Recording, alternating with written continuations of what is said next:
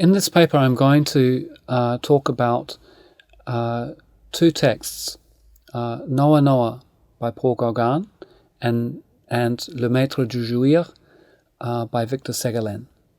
And what inspired this paper was the historical encounter between Victor Segalen, a naval doctor posted in Tahiti between 1902 and 1903, and his discovery of Gauguin's personal effects in Hiva Oa in August of 1903. It is in fact thanks to Victor Segalen that we have the wooden carvings from the house La Maison-du-Jouir of Gauguin, and that we have some of his paintings and his palette. This encounter between Victor Segalen and Paul Gauguin's effects triggered a relationship that would last for the rest of Victor Segalen's life, where he turned the figure of Gauguin into an ideal within his own aesthetics. Today, I'd like to talk about Noa Noa, which is the account prepared by Gauguin and the symbolist poet Charles Maurice that recalls his first sojourn in Tahiti between June 1891 and June 1893. Both texts are going to be looked at through the lens of autofiction, and we're going to see two different definitions of autofiction, one applied to each text. So, Noa Noa by Paul Gauguin was written in 1893 in Paris following his first sojourn in Tahiti.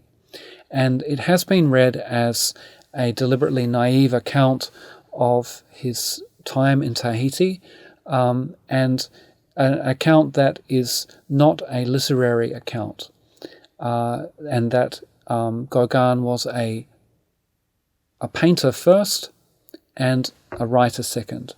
However, Linda Goddard has recently argued that we should not take Gauguin's texts at face value, and that they should be studied as literary works. She argues that Noa Noa is a complex literary text that both builds on and resists an established tradition of travel writing about Polynesia.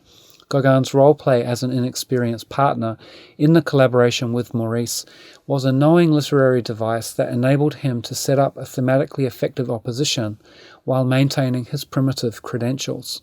So Noa Noa was devised as a text that would reintroduce Gauguin's painting to Paris, and that it would cast him as the sauvage civilisé who had gone to the exotic and distant Tahiti to shed himself of the trappings of civilization and to reconnect with something more primordial, a more primordial connection with nature that he would find there. But this pose of being the sauvage civilisé was carefully crafted, and it's crafted in his presentation of himself in Noa Noa. Linda Goddard continues, in fact, writing for Gauguin was not a secondary activity but a serious ongoing commitment. In addition to Noa Noa, he edited satirical newspapers and produced memoirs, art criticism, and large correspondence. By 1893, he had already published art criticism and produced two illustrated manuscripts, Cahiers pour Aline and Ancien Culte Maori. So, Linda Goddard argues that we should treat Gauguin not as a painter exclusively, but as a writer. And I'm building on her analysis to make my argument about autofiction. So the manuscript of Noa Noa has a complex history, and it's a fairly bitter history. So just very briefly, the sojourn is between 1891 and 1893. Upon his return, and during that time, he also writes Cahiers pour Aline and Ancien Culte Maori.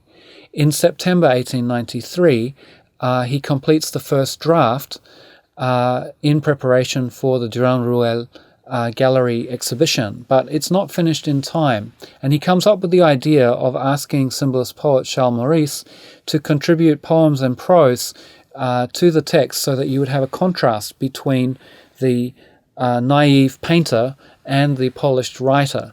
And that contrast, that diversity within the text itself was to play a crucial role in communicating the message of his triumphant experiment of trying to become more savage and to get in touch with this primitivist drive. In 1894 and 1895, both Maurice and Gauguin worked on copies of the manuscript, and these editions were more polished and were agreed upon by Gauguin. In the winter of 1894, the Noa Noa suite of woodcuts was produced by Gauguin, but in June 1895, Gauguin has to depart for Tahiti without having received the poems that he had asked for from Maurice.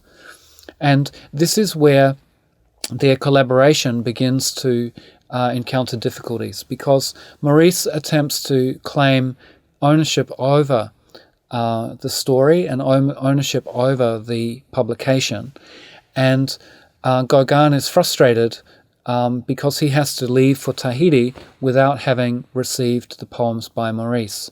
In Tahiti, between 1896 and 1897, Gauguin adds Divers Choses, which is an appendix to Noa Noa, and it includes collaged elements and photographs of his work and clippings from newspapers reporting his work, and copied in texts and aphorisms attributed to other authors.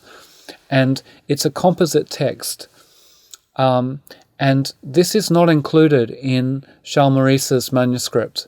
And in 1897, Maurice's manuscript is extracts of of his copy of the draft are published in La Revue Blanche, and Gauguin receives a copy of this review and copies in from that review the poems by Maurice into his own copy, which includes Divers Choses. So in 1901, Maurice publishes the manuscript in La Plume, and it's published as the full manuscript, but it has in fact been heavily edited. And this causes Gauguin to disown and dissociate himself from this edition of Noa Noa, and it leads him to refuse Maurice's attempt to suggest a sequel to Noa Noa. So Divers Choses is important because when Gauguin is working on Divers Choses, he is in fact working on this manuscript for himself without the view to publish it for his audience. So the earlier first part of Noa Noa is designed to manipulate his audience, whereas Gauguin's work in Divers Choses is primarily for himself. And it's in this regard that it's important that it's treated as a composite literary text, which uses aphorism and criticism and poetry and polemic, and that it's a polyphonic text. And as Linda Goddard argues, it's designed to contrast with and counteract the authorial voice of the art critic that can provide a logical literary analysis of work, that can explain the meaning of a work. This combination of sources and texts, which is seemingly random, is actually a carefully compiled text designed to create associations in the mind of the reader that will cast Gauguin as a primitive on this quest, becoming a sauvage civilisé. And so Goddard's analysis of Divers Choses and Noa Noa and all of Gauguin's writings cast him as a very clever author who is in fact trying to engage with an argument about the way art criticism and art can be interpreted. It's producing an alternative way of engaging with painting. And I would argue that this is an example of autofiction. So the history of autofiction begins with Serge Dubosky and his own experiments in writing the meaningful experience of memory and the meaningful experience of life, and how you convey your inner experience of life events. And what he argues is that the pact between the author and the reader, that the author will present the facts objectively and honestly, and then the reader will read them and take them at face value, fails to adequately account for the complexities of life and the complexities of memory. How one remembers and re-remembers one's own experience means that you cannot simply write it down and tell it. It requires the active use of fiction. It's an active process of reinvention of an experience. So he says, we've learned that sincerity, which was the old regulating principle for autobiography, is not enough. The meaning of one's life in certain ways escapes us, so we have to reinvent it in our writing, and that is what I personally call autofiction. And so, as Karen Ferrer-Meyers has analysed as well, because autofiction cannot abide by the autobiographical pact, it needs a new pact, an autofictional pact, that articulates to the reader that the author is not honest but sincere. She will lie, but in an attempt to reflect the world with justice. And so in Segalen's narrative account in Noa Noa, he says, in this case I lied, but in this case I couldn't lie. And the reader has a pact with the author that we are somehow an accomplice to his journey and to this process, this quest. And he points out all the failures and stumbling blocks of his attempt to become an insider in Tahiti.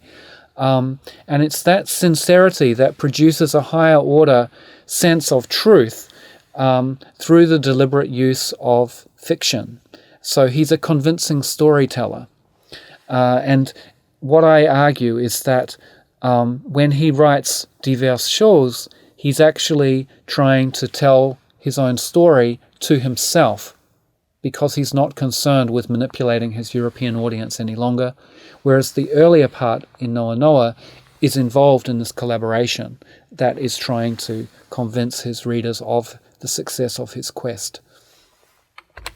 So, Linda Goddard's readings of Noa Noa and diverses choses are examples of Gauguin's cultivation of an anti-modern, anti-literary style based on accumulation, suggestion, and mystery, and they can be thought of through the lens of autofiction. This reading suggests that Gauguin attempted to create an effect of truth and justice through his adoption of a style that was self-consciously designed to manipulate the European public.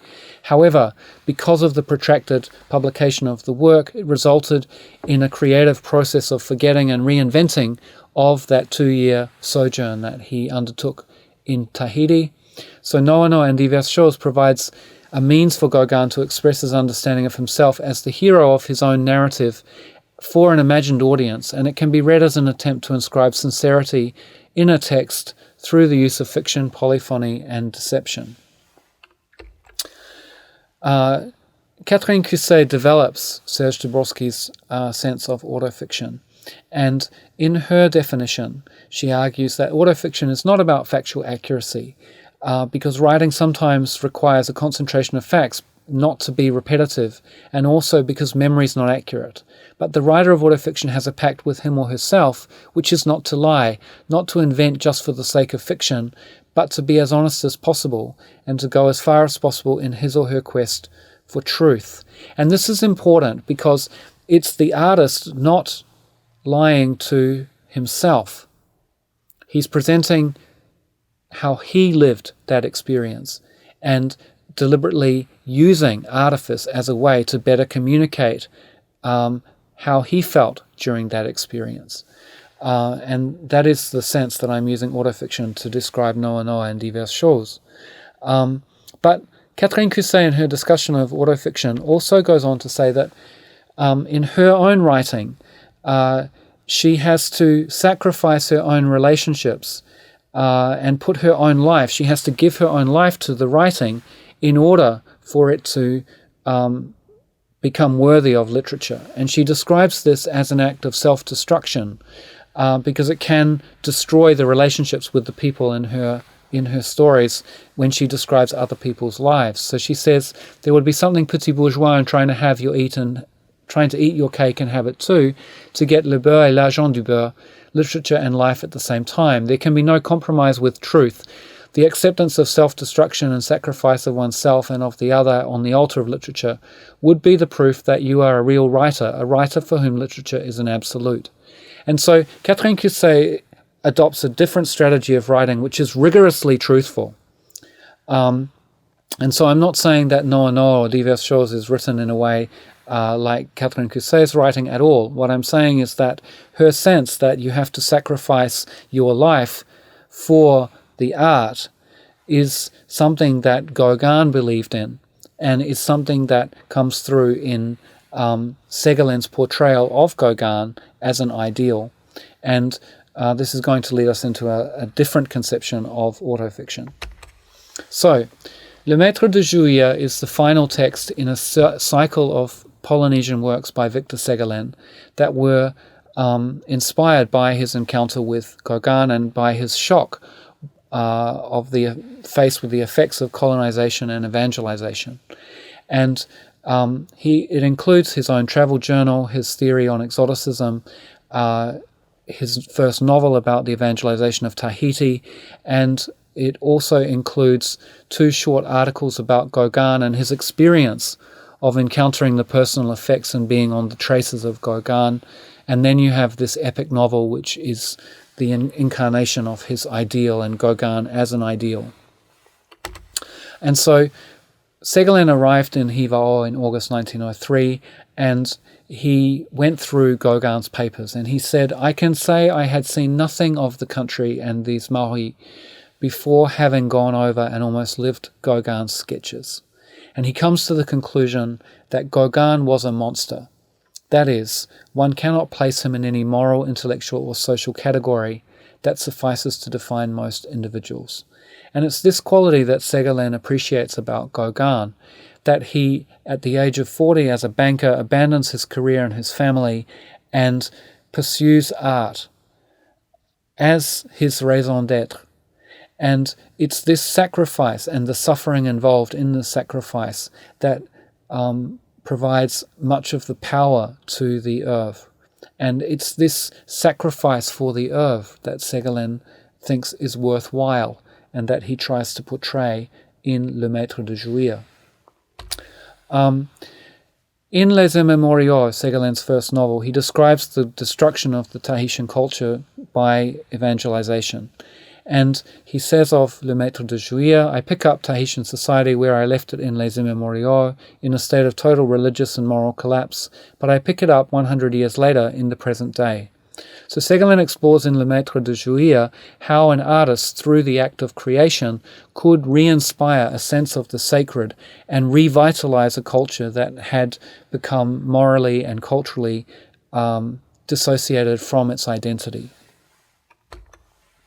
And what he says of his work is that he says, "I try to superimpose the silhouette of one of our white contemporaries who, in the form of codes, dogmas, and moralities, will strive to bring them what they have lost, life, joyous and bare."